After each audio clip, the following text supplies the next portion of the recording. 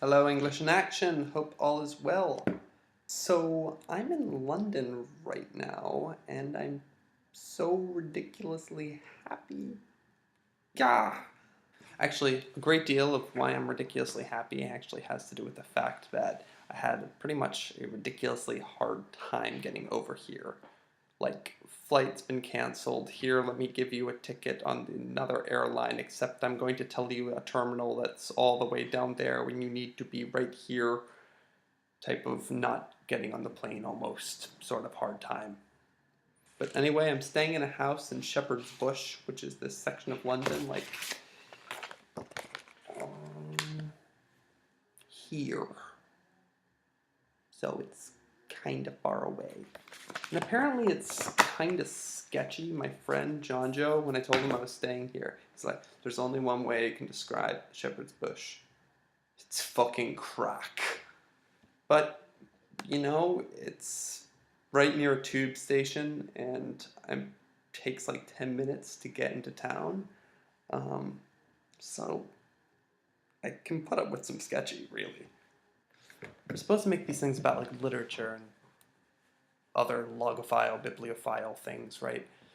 Okay, let me think. I'm exhausted from doing theatery things. So my first day in London, I was extremely jet lagged, and I went to see a friend in Tennessee Williams' Sweet Bird of Youth at the Old Vic Theater. And it was nice, like he set me up with cast tickets, and which are discounted. But the play was really, really long and kind of boring, and I was really, really tired. And this didn't have anything to do with badness, but I kind of noticed halfway through that I was like the only person under the age of 90 in the audience. And it kind of made me wonder if theater is slowly becoming a dead art. So I spent a lot of time thinking during that show. But then I met up with him after the show, and we had a great time. He told me all about the pitfalls and the promises of studying drama in London, and it sounded great. And he gave me a lot of cautionary advice about being an American, namely the wild world of visa expiration. Basically, he told me that American students often marry English people that they don't particularly care about just to get a green card and hence stay in England. So I thought that was weird.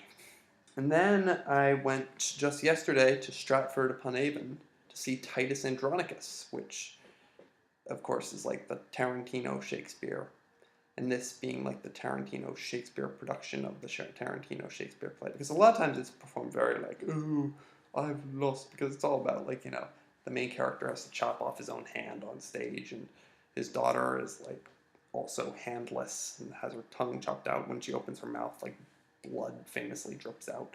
So it's disturbing, and they used like gratuitous stage blood, like character being stabbed with chair leg stage blood. But wow, it was brilliant. Like really, really brilliant. So that's my theater life. I'm heading up to Stratford again to see my friend in Hamlet after this. I make this really. Now for books. So lately I've been reading Richard II by William Shakespeare, which I've never read before, and it's really, really, really awesome. So there's like this history plays. This is the first one chronologically. And the character is Richard II is spoiled and effeminate and, kind of not a very worthy king, but he feels that he is this God-sent ruler, and he likes to make shows of his power. And he banishes his innocent cousin Henry, who later becomes King Henry IV. And Richard slowly watches as all his power just goes down the tube, and he's just a man. So just knowing like that, watching the frailty of power is really cool. I'm also reading Playing Shakespeare, which is this Bible for Shakespearean actors. It's written by this RSC director, John Barton, and it is really awesome. It's basically a television transcript of him talking with Patrick Stewart and Ian McKellen and Ben Kingsley and Judi Dench and every other famous Shakespearean actor who's ever lived. And it's really, really just wow, the insights these people come up with. And so lastly, I've been checking a lot through the library of my hosts, and I found some things that, you know, everybody should read. Firstly, Everyone's Book to Kittens. And then these two, which I think are excellent examples of the in your pants rule. Kiss, bow, or shake hands in your pants. And this one, which will be a little harder to see, Happy Days with a Naked Chef in your pants. So that's me. I might send you one more from Stratford if I get any time.